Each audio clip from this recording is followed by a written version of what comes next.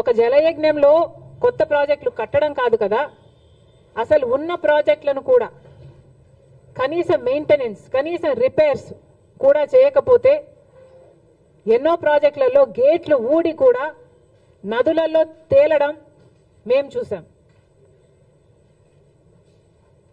అయినా సిగ్గనిపించలేదేమో. రైతుల కోసం 3,000 కోట్లతో ధర స్థిరీకరణ నిధి ఏర్పాటు చేస్తామని చెప్పారు. ఒక్క సంవత్సరం కూడా పక్కన పెట్టలేదు. 4,000 కోట్లతో రైతులు పంట నష్టపోతే నష్టపరిహారం కింద పక్కన పెడతామన్నారు. ఒక సంవత్సరం కూడా పెట్టలేదు. రాజశేఖర రెడ్డి గారు ఉన్నప్పుడు ఇన్పుట్ సబ్సిడీ అయితేనేమి, లేకపోతే డ్రిప్ మీద సబ్సిడీ అయితేనేమి, యంత్రాల మీద సబ్సిడీ అయితేనేమి, ఇలా ఎన్నో ఇచ్చి ఆదుకుంటే ఏది ఇవ్వకుండా రైతుల్ని ఘోరంగా ముంచేయడం గత 5 సంవత్సరాలుగా. రైతన్నవాడు అసలు ఆంధ్ర రాష్ట్రంలో అప్పే లేని రైతన్నవాడు లేకుండా మిగలకుండా పోయాడు. ఇంత చితికిపోయి ఉన్న రైతుల మీద ఈరోజు మళ్ళీ ఈ వర్షాల భారం. మరి రైతన్నవాడు ఏం చేయాలి? రైతులు ఎలా బతకాలి? ఇప్పుడు ముఖ్యమంత్రిగా చంద్రబాబు గారు ఉన్నారు. కూటమి సర్కార్ అధికారంలో ఉంది. మరి ఇప్పుడు కూడా రైతుల్ని ఆదుకోకపోతే ఆంధ్ర రాష్ట్రంలో అసలు రైతులే మిగలరు. ఇప్పటికే ఒక రోజే 10 సెంటీమీటర్లకు పైగా వర్షాన్ని ఎదుర్కొన్న ప్రాంతాలు ఎన్నో ఉన్నాయి. అసలు చాలా మటుకు రైతులు మళ్ళీ పంట వేసుకోలేని పరిస్థితిలో కూడా ఉన్నారు. అంటే మట్టి పుడుకుపోయి, అంటే వేసిన పంట నష్టపోవడం ఒక ఎత్తు అయితే, మళ్ళీ ఈ వర్షాలు అయిపోయిన తర్వాత పంట వేసుకోలేని పరిస్థితులు కూడా ఎంతో మంది రైతులు ఎదుర్కొంటున్నారు. మరి ఇలాంటి వాళ్ళ పరిస్థితి ఏమిటి? మళ్ళీ చెప్తున్నాం, కూటమి సర్కార్ అధికారంలో ఉంది. చంద్రబాబు గారు ముఖ్యమంత్రిగా ఉన్నారు. ముఖ్యమంత్రిగా ఉన్న చంద్రబాబు గారు మన రైతుల గురించి, వాళ్ళ పరిస్థితిని గురించి ఆలోచించాల్సిన అవసరం ఉంది. రైతులను ఆదుకోవాల్సిన అవసరం ఉంది. కూటమి సర్కారు అధికారంలో ఉంది. అయినా కూడా బీజేపీ వైఖరి మన పట్ల ఎలా ఉందో ఒకసారి ఆలోచన చేయండి. నేషనల్ డిజాస్టర్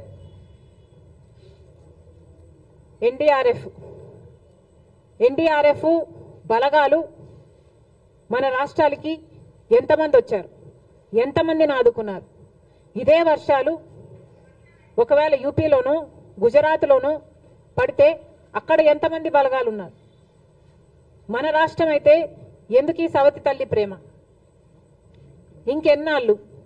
గత 10 సంవత్సరాలుగా బీజేపీ ప్రభుత్వం కేంద్రంలో అధికారంలో ఉండి కూడా మనకు ఒక్క మేలు కూడా చేయకపోగా ప్రతి విషయంలోనూ మోసం చేసుకుంటూనే వచ్చింది. మరి అలాంటి బీజేపీతో చంద్రబాబు గారు కూటమి కట్టారు. ఆ కూటమి ఇప్పుడు అధికారంలో ఉంది. మరి ఇప్పుడైనా మన రైతుల్ని ఆదుకోకపోతే మన రైతులు నిజంగానే చితికిపోతారు.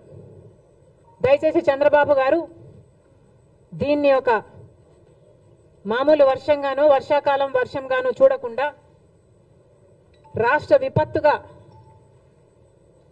దీన్ని పరిగణలోకి తీసుకొని ప్రతి రైతుకి ఏం కాంపెన్సేషన్ ఇస్తారు, ఎంతమంది రైతులు నష్టపోయారు, ఎన్ని ఎకరాలలో పంట నష్టం జరిగింది, ఎన్ని వేల కోట్ల ఆస్తి నష్టం జరిగింది, ఇవన్నీ వెంటనే లెక్కలు వేసి రైతులను ఆదుకోవాల్సిన అవసరం చంద్రబాబు గారికి ఉంది.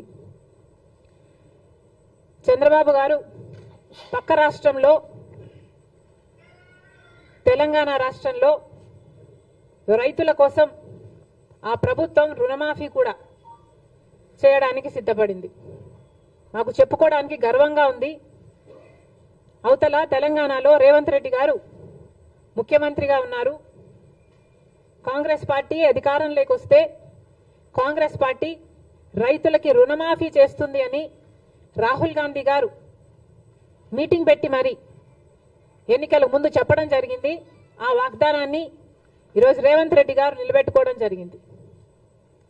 దాదాపు 40,000 రైతు కుటుంబాలను రుణ విముక్తుల్ని చేయడానికి సాహసం చేసింది రేవంత్ రెడ్డి గారి ప్రభుత్వం.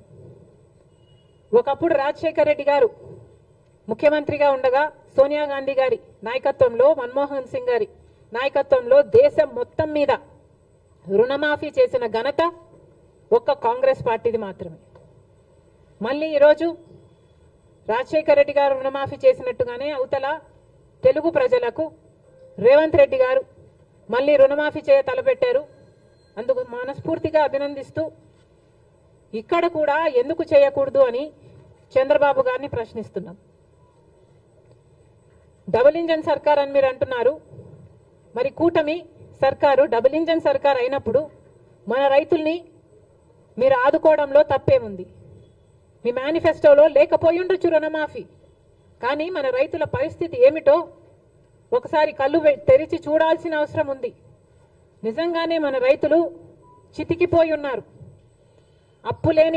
లప్పులేని రైతు లేనేలేడు ఈరోజు ఆంధ్ర రాష్ట్రంలో. ఏ రైతుని అడిగినా లక్షలలో అప్పుంది. రైతు పర్ క్యాపిటా డెట్ ఆంధ్ర రాష్ట్రంలో దేశం అన్నిట్లో అందరికంటే ఎక్కువ ఉంది. దాదాపు ప్రతి రైతుకి 2,50,000 రూపాయలు అప్పుంది. మరి ప్రభుత్వం ఆదుకోవాల్సిన అవసరం లేదా? ఏ ప్రభుత్వం అయితే ఈరోజు కేంద్రంలో అధికారంలో ఉందో ఆ ప్రభుత్వానికి ఆంధ్ర రాష్ట్రం నుంచి 25 ఎంపీలను, కూటమి ఎంపీలు 21 అయితే వైసీపీ ఎంపీలు 4, మొత్తం 25 మంది బీజేపీకే మద్దతు. అంటే 25 ఎంపీలను బీజేపీ ప్రభుత్వం వాడుకుంటుంది అధికారంలో ఉండడానికి.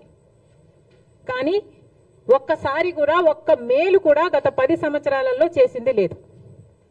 ఇదే పరిస్థితే కేంద్రంలో ప్రభుత్వంలో ఉండడానికి మన ఎంపీలను వాడుకోవడం తప్ప మనకు ఒక్క మేలు కూడా చేసింది లేదు బీజేపీ. మరి అలాంటి వాళ్ళతో కూటమి కట్టారు చంద్రబాబు గారు. సరే, కడితే కట్టారు, అది మీ ఇష్టం. కానీ మన రైతులకు కూడా రుణమాఫీ చేయాల్సిన అవసరం ఉంది.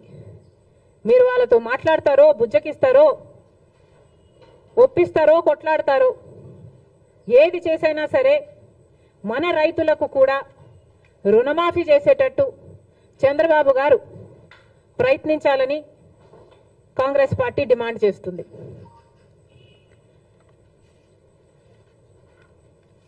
ఇప్పుడు కేంద్రంలో బడ్జెట్ ప్రవేశపెట్టబోతున్నారు. బీజేపీ పార్టీ బడ్జెట్ ప్రవేశపెట్టబోతుంది. మరి కేంద్రంలో గత 10 సంవత్సరాలుగా బీజేపీ పార్టీ అధికారంలోనే ఉంది. షరా మామూలు అన్నట్టుగా చితికిపోయి ఉన్న పరిస్థితి. చితికిపోయి ఉన్న రైతుల మీద మళ్ళీ పిడుగుపడ్డట్టు అయింది.